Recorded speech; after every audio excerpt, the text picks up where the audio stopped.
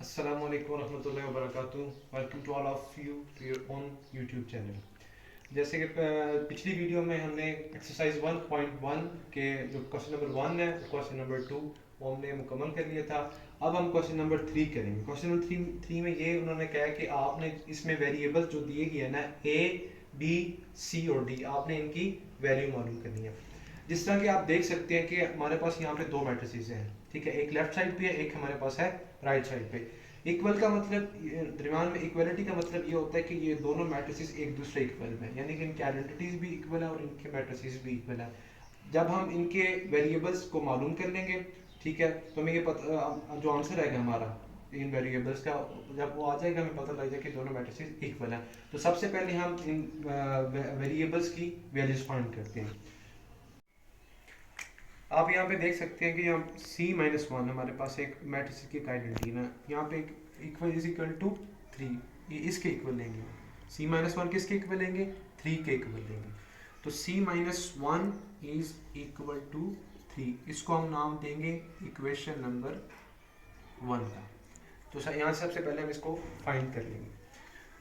C यहाँ पे रह जाएगा वेरिएबल इस साइड पे, लेफ्ट साइड पे, यहाँ पे -1 है, ये जब ये राइट साइड पे जाएगा तो ये पॉजिटिव हो जाएगा, 3 + 1 हो जाएगा।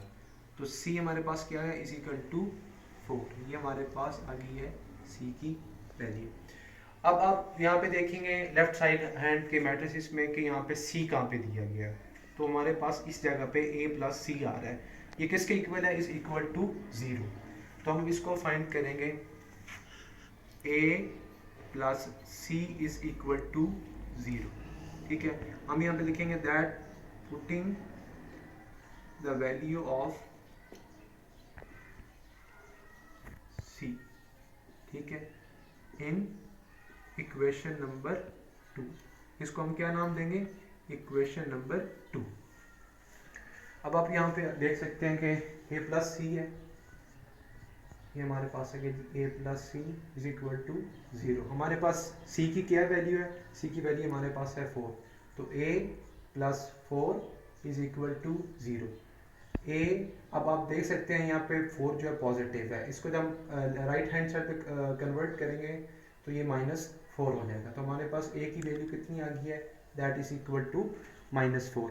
अब हम चलते हैं आगे। यहाँ पे आप देख लेंगे एक A की वैल्यू भी हमारे पास आ गई है और C की वैल्यू भी आ गई। अब हम देखते हैं लेफ्ट हैंड साइड जो हमारा मैट्रिक्स है, उसमें आप इस जगह पे देख लें, यहाँ पे A लिखा हुआ है, ठीक है। तो हम क्या करेंगे, इस मैट्रिक्स में जो ये एंट्री है किसके इक्वल है? ये हमारे पास है -7 के। तो हम क्या करेंगे कि A + B, ठीक है, इज इक्वल टू किसके? -7 के। इसको हम नाम दे देंगे इक्वेशन नंबर 3 का। अब हम क्या करेंगे? Putting the value of A, कहाँ से? फ्रॉम इक्वेशन नंबर सॉरी, यहाँ पे हम लिखेंगे इन इक्वेशन नंबर 3। तो A की वैल्यू हमारे के पास है -4, तो हम यहाँ पे पुट कर देंगे that is -4 + B is equal to -7। तो हम क्या करेंगे कि जो वेरिएबल रहेगा वो लेफ्ट साइड पे रह जाएगा, जो हमारे पास B है। यहाँ पे देख लें आप -4 है लेफ्ट साइड पे, तो जब ये राइट साइड पे जाएगा ये हो जाएगा पॉजिटिव -7 और ये हमारे पास हो जाएगा +4। सो B इज इक्वल टू हमारे पास क्या आ गया है? -3 आ गया है। -3 इसलिए आया क्योंकि जो हमारे पास 7 है ये 4 से ग्रेटर है। इसके साथ जो भी साइन होगा, जो बड़े नंबर के साइन के साथ जो साइन होगा वही हम आंसर में, जो हमारे पास आंसर है उसका वही साइन लगेगा। तो यहाँ पे हमारे पास B किसके बराबर आ गया? That is equal to -3। आपको मैंने ये कर दिया है, आप इसकी स्क्रीनशॉट ले सकते हैं, आप ये लिख लें, 1-2 सेकंड में वेट कर लेता हूँ।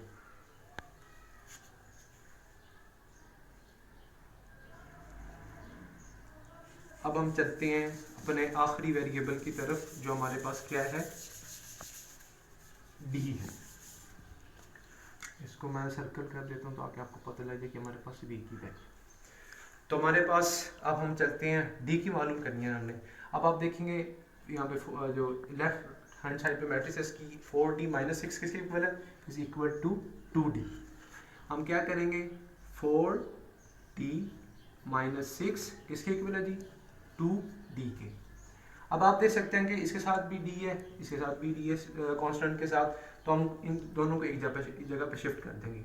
तो हमारे पास क्या आ जाएगा, 4d पॉजिटिव है, यहाँ पे आएगा ये माइनस हो जाएगा, minus 2d is equal to, यहाँ पे इसके साथ माइनस है, राइट साइड पे क्या हो जाएगा, पॉजिटिव 6। तो हमारे पास आ गया ये 2d that is equal to 6, d हमारे पास आ जाएगा। अभी आप ये देख रहे हैं 2 यहाँ पे d के साथ हो रहा है मल्टीप्लाई, जब इस राइट साइड पर जाएगा तो ये 6 के साथ क्या हो जाएगा, डिवाइड हो जाएगा। 6/2 इज इक्वल टू, इसका आंसर आता है 3। तो हमारे पास इन 4 वेरिएबल्स का क्या आ गया जी, आंसर आ गया है। अब मैं इनको, आप ये देख सकते हैं आंसर आ गया। अब अगर आप चाहते हैं कि आखिर में आप एक स्टेटमेंट में लिख दें कि that the value of A B C D variables is, तो हमारे पास जो था ए किसके बराबर था, -4 के, बी हमारे पास किसके बराबर है, -3, ठीक है जी, और जो हमारे पास सी है that is equal to 4, and D हमारे पास किसके बराबर है जी, 3 के बराबर है। ये हमारे जो हमारी ये 4 की 4 वैल्यू आ गई हैं वेरिएबल्स की, ठीक है जी। और इंशाल्लाह ये आपको क्वेश्चन कंप्लीट हो गया यहाँ पे। अब हम नेक्स्ट मूव करते हैं टाइप्स ऑफ मैट्रिसेस की तरफ। अब हम चलते हैं जी टाइप्स ऑफ मैट्रिसेस की तरफ। आपकी जो 9th क्लास की बुक है ना, उसमें तकरीबन 12 टाइप्स ऑफ मैट्रिसेस दिए गए हैं। तो सबसे पहले हम चलते हैं फर्स्ट टाइप की तरफ, जो कि हमारी है रो मैट्रिक्स, ठीक है। रो मैट्रिक्स क्या होती है, रो मैट्रिक्स उस का डेफिनेशन ये है that if it has only one row, it is called, if it has only one row is called matrix, sorry is called row matrix। यानी कि रो मैट्रिक्स को कहते हैं वो मैट्रिसेस जिसकी सिर्फ एक रो। अब मैं कहता हूँ जी हमारे पास एक मैट्रिक्स है ए, ठीक है, जो कि है जी 1 2 और 3। अब आप देख सकते हैं कि सिर्फ इसकी एक रो है, ठीक है, और इसके कितने कॉलम है, 3 कॉलम, ठीक है। अब इसकी एक रो है, इसका मतलब है कि एक रो मैट्रिसेस है।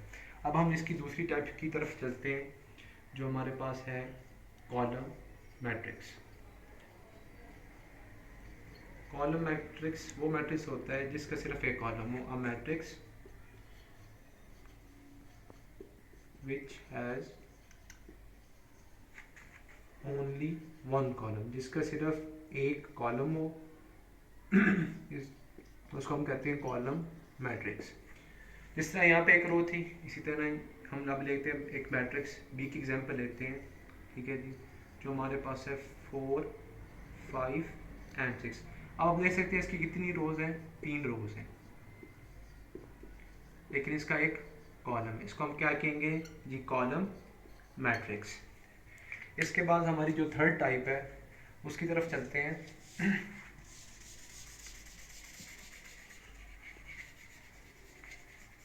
That is rectangular matrix. Rectangular matrix, जैसे कि आप सब जानते हैं कि जो रेक्टेंगल होता है उसकी 4 साइड्स होती हैं, ठीक है, यानी कि एक लेंथ, आपकी उसकी 2 साइड्स जो यानी कि जिसे हम लेंथ कहते हैं वो इक्वल होती हैं, और विड्थ जो होती है वो इक्वल होती हैं, लेकिन उसकी जो लेंथ विड्थ में फ़र्क होता है, उसकी लेंथ ज़्यादा होती है और उसकी विड्थ क्या होती है, वो छोटी होती है उसकी लेंथ से। तो रेक्टेंगुलर मैट्रिक्स वो कहेंगे अ मैट्रिक्स, ठीक है, which has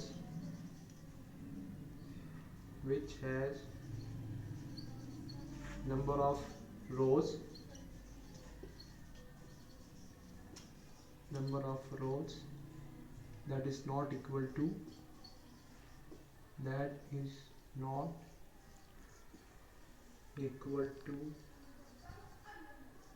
its number of columns.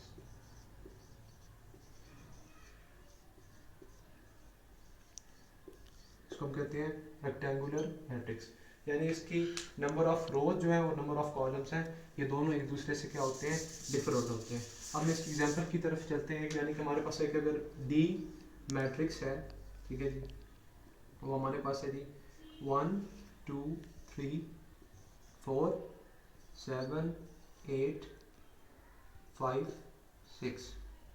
अब आप देख सकते हैं इसकी कितनी रोज हैं, 2 रोज हैं, ठीक है जी, और इसके कॉलम कितने हैं, 4 हैं, C1 C2, ये हमारे पास इसका तीसरा कॉलम है, ये हमारे पास इसका चौथा कॉलम, यानी कि अब इसका ऑर्डर क्या बनेगा 2/4, यानी कि इसके जो नंबर ऑफ रोज हैं और इसके नंबर ऑफ कॉलम्स इक्वल नहीं है, तो हम इससे क्या कहेंगे, रेक्टेंगुलर मैट्रिक्स।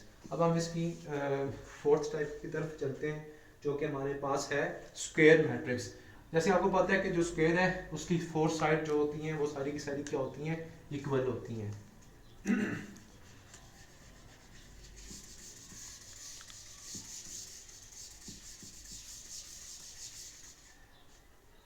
स्क्वायर मैट्रिक्स,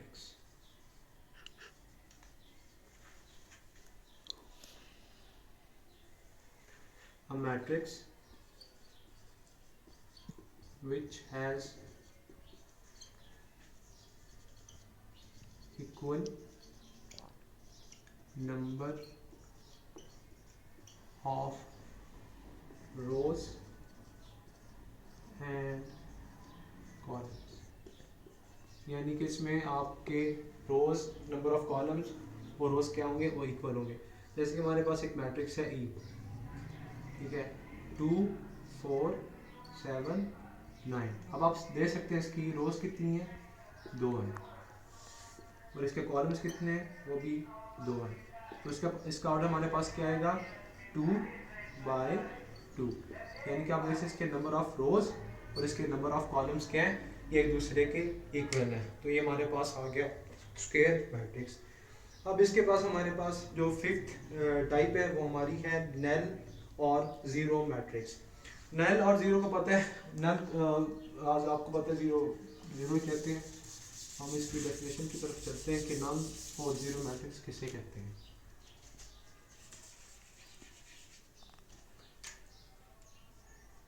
नल और zero matrix,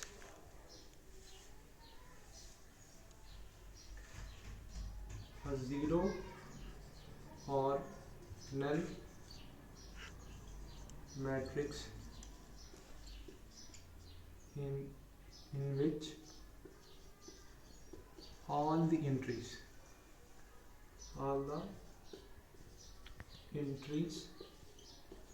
of matrix is 0, इसको हम कहते हैं नल और जीरो मैट्रिक्स। अब आप नल से ये मतलब ले रहे होंगे कि शायद ये मैट्रिक्स जो होगा वो एम्प्टी हो, इसमें कोई एंट्रीज नहीं होंगी। एंट्रीज जब तक मैट्रिक्स में होंगी नहीं तो मैट्रिक्स नहीं कहलाएगा।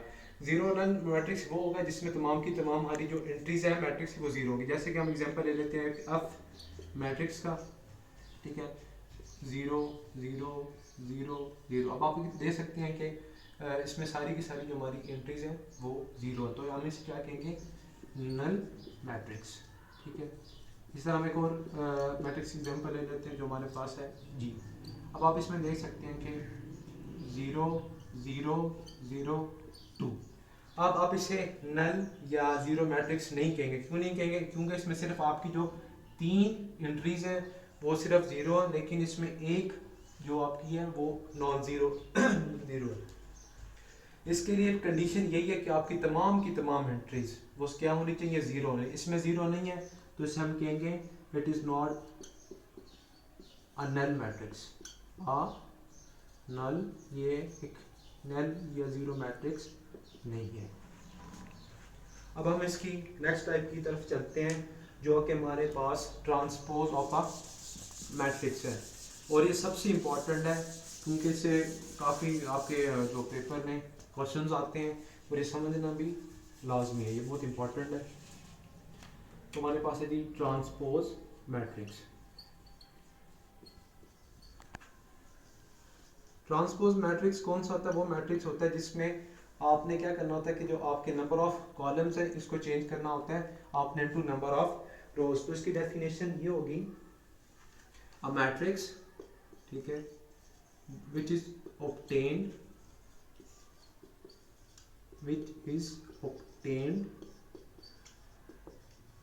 by converting the number of columns, या आप कह सकते हैं दी और द नंबर ऑफ रोज, किसमें कन्वर्ट करने? जो आपके नंबर ऑफ कॉलम्स होंगे उनको आप किसमें कन्वर्ट करेंगे? इनटू द नंबर ऑफ रोज, ठीक है जी। और जो नंबर ऑफ कॉलम्स रोज होंगे उसको किसमें करना है? आपने कॉलम में कन्वर्ट करना है। तो ये आपका ट्रांसपोज मैट्रिक्स हो जाएगा। अच्छा, अब इसकी जो रिप्रेजेंटेशन होती है, आपको कैसे पता लगेगा कि जो मैट्रिक्स है वो ट्रांसपोज मैट्रिक्स है? उसके लिए करना पड़ेगा, यानी कि हमारे पास ए है ना, एक सिंपल मैट्रिक्स है, लेकिन जब हम इसका ट्रांसपोज लेंगे तो हम इसे रिप्रेजेंट करेंगे ए टी से। यहाँ पे जो छोटा टी है ना, इसका मतलब होता है ये इस मैट्रिक्स का हमने ट्रांसपोज लिया है। तो जब भी आप कोई भी मैट्रिक्स प्रेजेंट करेंगे ए बी सी, तो आपने हमेशा उसके साथ बी मैट्रिक्स है तो आपने इसके साथ हमेशा यहाँ पे टी लगाना है। इसका मतलब है कि इस मैट्रिक्स से जो आपने ट्रांसपोज ले चुके हैं। अब हम इसकी एग्जांपल करते हैं, यानी कि हमारे पास एक एग्जांपल है ए मैट्रिक्स की ना। हमारे पास क्या है जी, 1 2 3 4, यानी कि एक स्क्वायर मैट्रिक्स है, इसलिए हम इसका ट्रांसपोज लेंगे। तो आपको पता है ये हमारे पास क्या है जी, नंबर, ये कॉलम्स है इसके, और ये हमारे पास क्या है जी, ये इसके रोज हैं। अब हम इसका ट्रांसपोज लेंगे, ये ले लिया हमने, इसका ट्रांसपोज क्या किया जी, ये नंबर ऑफ कॉलम है इसको रो में चेंज कर देना है, यहाँ पे 1, यहाँ पे 3, और ये हमारा रो है तो हम इसको कन्वर्ट कर देंगे इसमें, यानी कि ये 2 यहाँ पे आ जाएगा, ठीक है, और ये 4 यहाँ पे आ जाएगा, ठीक है। यानी इसमें ये था हमारे पास कॉलम, इसको हमने रो में कन्वर्ट किया तो ये हो जाएगा 1 और 3। इसी तरह ये हम लेते हैं कॉलम, इसको हम रो में कन्वर्ट करेंगे तो हमारा 2 इधर आ गया, 4 इधर आ गया, ठीक है। अब एक और एग्जांपल करते हैं बी मैट्रिक्स की। इसकी एग्जांपल लेते हैं कि 1 2 3 4 5 6, ठीक है। अब इसका हम क्या करेंगे, ट्रांसपोज लेंगे इस बी मैट्रिक्स से। यहाँ पर ये हमारे पास इसका ट्रांसपोज आएगा। अब देख लें, ये हमारे पास नंबर ऑफ रो है, एक रो है, ये हमारे पास R2 है, ठीक है जी, और ये हमारे पास आ गया जी R3। अब इसमें कन्वर्ट करेंगे, इसको हम C1 में, कॉलम 1 में, इसको हम करेंगे कॉलम 2 में, इसको हम करेंगे कॉलम नंबर 3 में। अब 1 2 है, ये हो गई 1 2 C1 में, इसे हम रो 2 है जो हमारे पास क्या है 3 4, इसको हमें किसमें कन्वर्ट करना है, C2 में, ये आ गया 3, ये हमारे पास आ गया 4। इसी तरह 5 और 6 है, ये R3, इसको किसमें कन्वर्ट करेंगे, C3 में, ये हमारे पास आ जाएगा 5 और ये आ गया हमारे पास 6। इसका हमने क्या कर लिया, ट्रांसपोज ले लिया, यानी कि वो ट्रांसपोज मैट्रिक्स होता है जिसमें हम कन्वर्ट करते हैं नंबर ऑफ कॉलम्स को इनटू नंबर ऑफ रोज, और जो नंबर ऑफ रोज होती है उसमें कन्वर्ट करते हैं उस कॉलम्स में कन्वर्ट करते हैं। आज के लिए हमने ये आज का लेक्चर था यहाँ तक। आई होप सो कि आप लोगों को पसंद आया होगा। प्लीज़ सपोर्ट करें मुझे। अगर कुछ आपकी क्वेरीज और क्वेश्चंस हैं वो आप मुझसे कमेंट सेक्शन में पूछ सकते हैं। अल्लाह हाफिज़, अस्सलाम वालेकुम।